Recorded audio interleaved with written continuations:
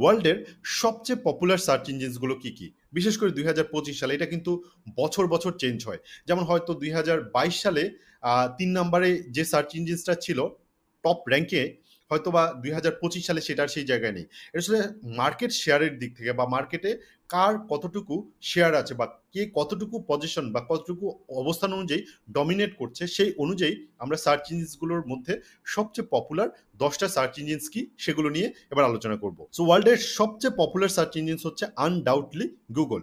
So গুগলের কিছু বিষয় আমরা একটু জেনে নেই। গুগল হচ্ছে the most dominant search engines in the world, মানে পৃথিবীর সবচেয়ে ডমিনেন্ট এবং সবচেয়ে পপুলার সার্চ ইঞ্জিনস হচ্ছে গুগল।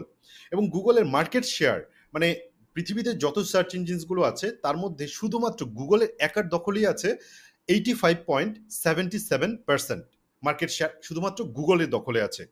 গুগল হচ্ছে প্রথমে লঞ্চ হয় 1998 সালে, সর্বপ্রথম গুগল লঞ্চ হয়। গুগলের ফাউন্ডার দুইজন, একজন হচ্ছে ল্যারি পেজ এবং সার্জি ব্রিন, এই দুইজন হচ্ছে গুগলের ফাউন্ডার। এবং গুগলে প্রতিদিন 8.5 বিলিয়ন সার্চ হয় গুগলে। এবার কথা বলা যাক বিংকে নিয়ে। সার্চ ইঞ্জিনসগুলোর অবস্থানের দিক থেকে বিং আছে দ্বিতীয় পর্যায়ে এবং বিং এর মার্কেট শেয়ার আছে 2.92 থেকে 3.97 এর মধ্যে বা এর আশেপাশে থাকে। একটু চিন্তা করে দেখেন, যেখানে গুগলের একার দখলই আছে 85% মার্কেট শেয়ার, সেখানে গুগলের একজন সেকেন্ড কম্পিটিটর বা গুগল যার সাথে আসলে কম্পিটিশন করছে তার মার্কেট শেয়ার মাত্র 2.92%। তার মানে এটা আসলে ফেয়ার গেম না। একচেটিয়াভাবে পুরো সার্চ ইঞ্জিন ওয়ার্ল্ডটাকে নিয়ন্ত্রণ করছে গুগল। এবং তারপরে হচ্ছে বিং এর অবস্থান কিন্তু মাত্র 2.92%। গুগল একাই কিন্তু এই পুরো জিনিসটাকে কন্ট্রোল করছে। বিং হচ্ছে ডিফল্ট ভাবে যে আমরা উইন্ডোজ পিসি বা উইন্ডোজ অপারেটিং সিস্টেম ব্যবহার করি, এই উইন্ডোজ অপারেটিং সিস্টেমের ডিফল্ট সার্চ ইঞ্জিনসই হচ্ছে কিন্তু বিং। মার্কেট শেয়ারের দিক থেকে 3 নম্বরে হচ্ছে ইয়াহু। ইয়াহু এর মার্কেট শেয়ার হচ্ছে 2.34% এবং ইয়াহু হচ্ছে বিশেষ করে ফায়ারফক্স যে ব্রাউজার আছে, এই ব্রাউজারের ডিফল্ট সার্চ ইঞ্জিন হিসেবে সাধারণত Yahoo search engine set up করা থাকে। এরপর 4 নম্বর সার্চ ইঞ্জিন হচ্ছে বাইদু। বাইদুটাকে আমরা বলতে পারি হচ্ছে চাইনিজ গুগল। চীনে গুগল কিন্তু সেরকমভাবে ব্যবহার হয় না। চীনে কিন্তু মেইন সার্চ ইঞ্জিন হচ্ছে বাইদু। বাইদুটা হচ্ছে চীনেরই একটা সার্চ ইঞ্জিন, খুবই পপুলার সার্চ ইঞ্জিন।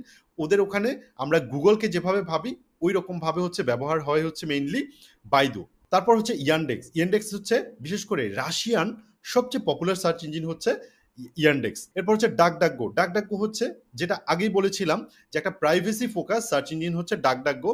এবং ডাকডাকগো আসলে নিজস্ব, এই যে আমি একটু আগে বলেছিলাম যে সার্চ ইঞ্জিন কিভাবে কাজ করে, সার্চ ইঞ্জিনগুলো অনেক সার্চ ইঞ্জিন বা বিশেষ করে পপুলার সার্চ ইঞ্জিনগুলো নিজেরা কন্টেন্টকে ইন্ডেক্স করে ফেলে। বাট এই যে ডাকডাকগো সার্চ ইঞ্জিন, এটা কিন্তু কোনো কন্টেন্ট ইন্ডেক্স করে না।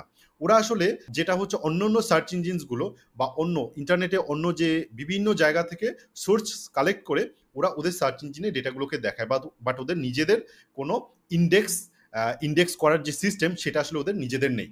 এরপরে সার্চ ইঞ্জিন হচ্ছে ask.com। এটা নিয়ে খুব বেশি কিছু বলার নাই, এটা হচ্ছে 7 নম্বর পজিশনে আছে। এরপরে হচ্ছে ইকোশিয়া। ইকোশিয়া হচ্ছে প্রথমত এনভায়রনমেন্টাল কনজারভেশন বা এনভায়রনমেন্টালকে জিনিসকে সাপোর্ট করে এরকম একটা সার্চ ইঞ্জিন, যারা তাদের ইনকামের একটা বড় অংশকে দিয়ে এনভায়রনমেন্ট বা এর জন্য হচ্ছে কাজ করে। এরপর হচ্ছে AOL, আরেকটা পপুলার সার্চ ইঞ্জিন। সার্চ ইঞ্জিনের সিরিয়ালে টপ 10-এর মধ্যে 9 নম্বরে আছে AOL সার্চ ইঞ্জিন এবং 10 নম্বরে আছে হচ্ছে ইন্টারনেট আর্কাইভ। এটা কিন্তু খুবই পপুলার একটা সার্চ ইঞ্জিন, স্পেশালি এটার কিছু ব্যবহারিক দিক আছে যেটা আমরা এসইও এক্সপার্টরা অনেক বেশি ব্যবহার করি। সো প্রথমত ইন্টারনেট আর্কাইভ হচ্ছে একটা নন প্রফিট অর্গানাইজেশন।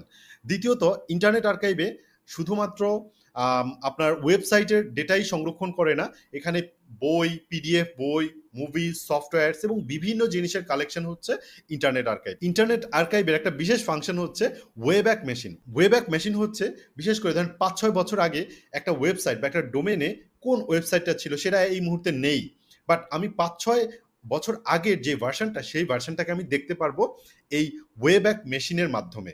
এবং এটা হচ্ছে খুব গুরুত্বপূর্ণ একটা ফিচার যেটার মাধ্যমে আমরা বিশেষ করে ডোমেন রিসার্চ করার ক্ষেত্রে ব্যবহার হয়। আবার অনেক সময় আমরা বিশেষ করে একটা পুরনো একটা ওয়েবসাইটের কন্টেন্ট কি কন্টেন্ট ছিল ধরেন 2005 সালে বা 2012 সালে একটা ওয়েবসাইটে কি কনটেন্ট ছিল, আমরা সেই কনটেন্টগুলোকে যদি আমরা বের করতে চাই, তাহলে আমরা ওয়েব্যাক মেশিন এই হচ্ছে সার্চ ইঞ্জিনসটাকে আমরা ব্যবহার করতে পারি, বিশেষ করে এই পারপাজে এটা খুব বেশি ব্যবহার হয়। সো আশা করি সার্চ ইঞ্জিন সম্পর্কে আপনারা অনেক অনেক তথ্য পেয়ে গেছেন এই ভিডিওতে, এবং এই ভিডিওটা আপনাদের অনেক ভালো লেগেছে। এই ধরনের ভিডিও আরও পেতে চাইলে এখনই সাবস্ক্রাইব করে ফেলুন, এবং আপনার যদি কোনো ভিডিওর টপিকের সাজেশন থাকে তাহলে সেটাও আমাদেরকে জানাতে পারেন। থ্যাংক ইউ সো মাচ এতক্ষণ আমার সাথে থাকার জন্য। সবাই ভালো থাকবেন। আল্লাহ হাফেজ।